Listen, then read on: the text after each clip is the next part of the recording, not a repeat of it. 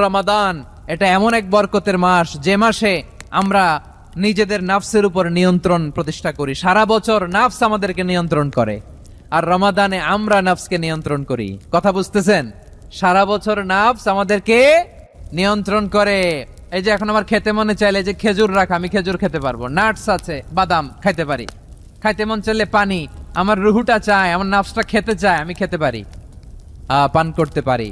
আমার প্রবৃত্তি খেতে চায়, কিন্তু প্রবৃত্তির কথা আমরা শুনি, কথা কয় না। রমজানে খেতে মন চাইলে আমরা খাই, তৃষ্ণায় গলা ফেটে যায়, গলার ছাতি ফেটে যায়, কিন্তু এক ঢোক পানি কি আমরা গিলি না। তার মানে সারা বছর নফস আমাদেরকে নিয়ন্ত্রণ করে, আর রমাদানে নফসের উপর আমরা নিয়ন্ত্রণ প্রতিষ্ঠা করি। নফসের লাগাম আমরা রমাদানে টেনে ধরে, চিল্লায় বলেন ঠিক কি না? এজন্য আমার প্রিয় ভাইয়েরা, নফসের উপর নিয়ন্ত্রণ নিতে চাইলে রমাদানের রোজার কোনো বিকল্প নাই। এটা এমন মাস যে মাসের ফজিলতেরও কোনো শেষ নাই। এই মাসকে বলা হয় দ্য মান্থ অফ হোপ। এটা আশা জাগানিয়া মাস। রমজানের কথা শুনলেই আশা জাগে না হৃদয়ে? হ্যাঁ, ইদা জা রমাদান ফুতিহাত আবওয়াবুস সামা ওয়া গুল্লিকাত আবওয়াবু জাহান্নাম ওয়া সুফিদাতিশ শায়াতিন। রমাদান আসলে আকাশের দরজাগুলো খুলে দেওয়া হয়, মানে জান্নাতের। জাহান্নামের দরজাগুলোকে লক করে দেওয়া হয়, শয়তানকে চেইন আপ করা হয়। ইবাদত করলে শুধু করতেই মনে চায়, চিল্লায় বলেন না সুবহানাল্লাহ। রমজানে ইবাদতে যেই মজা পাওয়া যায়, সারা বছর অন্য কোনো মাসে এই মজা আপনি পান? কারণ রমজানে ইবাদত করলে সওয়াবও বেশি, ইবাদতের একটা পরিবেশ থাকে, ঠিক কিনা বলেন? অন্য মাসে ইবাদত করলে এর সওয়াব পাওয়া যায় গাণিতিক হারে, রমজানে ইবাদত করলে সওয়াব বাড়তে থাকে জ্যামিতিক হারে। কিভাবে জ্যামিতিক হারে বাড়ে দেখেন, রমাদানে একটা নফল করলে ফরজের সমান সওয়াব, একটা ফরজ করলে 70 থেকে 700 গুণ সওয়াব। রমজানে উমরা করলে হজের সমান সওয়াব। দ্য মান্থ অফ হোপ, আশা জাগানিয়া মাস। এই মাস আমাদেরকে হোপফুল করে, আশাবাদী করে। রমাদান যেমনি দ্য মান্থ অফ হোপ, আশা জাগানিয়া মাস, এট দ্য সেম টাইম এই রমাদান হচ্ছে মান্থ অফ ওয়ার্নিং, একটা ওয়ার্নিং এর মাস। নবী যেমনি আশা জাগাইছে, আবার ওয়ার্নিং দিয়েও গেছে, খবরদার।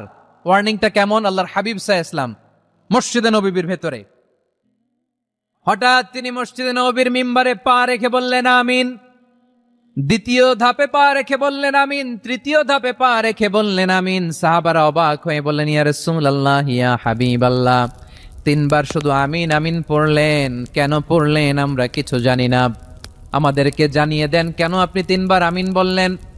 রাহমাতাল লিল আলামিন আল্লাহর হাবিব বললেন, ও আমার প্রাণের সাহাবীরা, আমি যখন মসজিদে নববীর মিম্বারের প্রথম ধাপে পা রেখেছি, সাইয়েদনা জিবরিল এসে আমাকে বলেছে, ও নবী, আপনার নাম শুনে যে ব্যক্তি আপনার উপর দুরূদ পড়ে না তার ধ্বংস আপনি বলেন আমি বলেছি আমিন। দ্বিতীয় ধাপে পা রাখার পর সাইয়েদনা জিবরিল বললেন, ইয়া রাসূলুল্লাহ, মাতা পিতাকে বার্ধক্য অবস্থায় পেয়ে তাদের সেবা করে, তাদের সাথে সদাচরণ করে যে সন্তান জান্নাত কামাতে পারলো না, তার জন্য ধ্বংস আপনি বলেন আমিন। আমি বলেছি আমিন। আবার মিম্বারের তৃতীয় ধাপে ঠিক যখনই আমি পা রাখলাম, সাইয়েদনা জিবরাইল বললেন, নবী, রমজান মাস পাওয়ার পরে এই মাসে ইবাদত করে যে ব্যক্তি নিজের গুনাহ মাফ করাতে পারলো না, তার জন্য ধ্বংস আপনি আওয়াজ করে পড়েন আমিন। কত বড় ধমক, কত বড় ওয়ার্নিং দেখছেন! যে রমাদান পেয়েছে, কিন্তু রমাদানের ইবাদত করার মধ্য দিয়ে সে নিজেকে জাহান্নাম থেকে মুক্ত বানাতে পারলো না, তার উপর আল্লাহ লানত, তার জন্য ধ্বংস। সাইয়েদনা জিবরাইল বলেছেন আমিন, স্বয়ং বিশ্বনবীও বলেছেন আমিন। আওয়াজ করে পড়েন নাউযু বিল্লাহ। তাহলে রমজান আসবে আর আমরা নিজেদেরকে জাহান্নামীদের লিস্ট থেকে নাম কাটিয়ে জান্নাতীদের লিস্টে উঠাতে পারবো না। এর চেয়ে বড় হতভাগা কি আর কেউ থাকতে পারে? আওয়াজ করে বলেন। তাহলে রমাদানের এই রহমত, বরকত, মাগফিরাত, ফজিলত আমাদের কামাই করার দরকার আছে না নাই? আমার প্রিয় ভাইয়েরা, আপনি পৃথিবীতে যত ইবাদত করেন সব ইবাদতের সওয়াব নির্ধারিত। এটা পাবেন বা ওইটা পাবেন, এই সওয়াব জান্নাতে এই বাড়ি ওই বাড়ি। শুধু সিয়ামের সওয়াবটা অনির্ধারিত। কুল্লু আমালি ইবনে আদম ইউদাফ আল হাসানাতু আশরু আমসালিহা ইলা 700 দি'ফিন ইল্লা সাওম। সব নেক আমলের সওয়াব বাড়তে বাড়তে 700 গুণ, কিন্তু রোজা ছাড়া। রোজার সওয়াব কি হবে? বান্দা খালি রোজা রাখে, ফেরেশতারা কিছু লিখতে পারে না আমল নামায়, কারণ আল্লাহ বলে এটা কিছু লিখিস না, কারণ as-সাওমুলি, এই রোজা রাখছে আমার জন্য, ওয়া আনা আজজি বিহি, এই রোজার সওয়াব, প্রতিদান, অ্যাওয়ার্ড এটা কিয়ামতের দিন আমি আল্লাহ নিজ হাতে দেব, নিজ হাতে দেব। আরেক বর্ণনায় এসেছে ওয়ানা উজজাবি, আমি আল্লাহ নিজেই হয়ে যাব রোজার প্রতিদান। সুবহানাল্লাহ পড়েন। আবার আল্লাহর হাবিব বলেন ইন্না ফিল জান্নাতি সামানিয়াতু আবওয়াব, জান্নাতের দরজা মোট 8টা, ফিহা বাবুন ইউসাম্মা আর-রায়্যান, 8টা দরজার মধ্যে স্পেশাল একটা দরজা আছে, ওই দরজাটার নাম হলো আর-রায়্যান। রায়্যান দরজা, লা ইয়াদখুলুহু ইল্লা সাইমুন, রোজাদাররা ছাড়া কেউ ওই রায়্যান দরজা দিয়ে জান্নাতে ঢুকতে পারবে না, শুধু রোজাদারদের জন্য ওই দরজাটা খোলা থাকবে।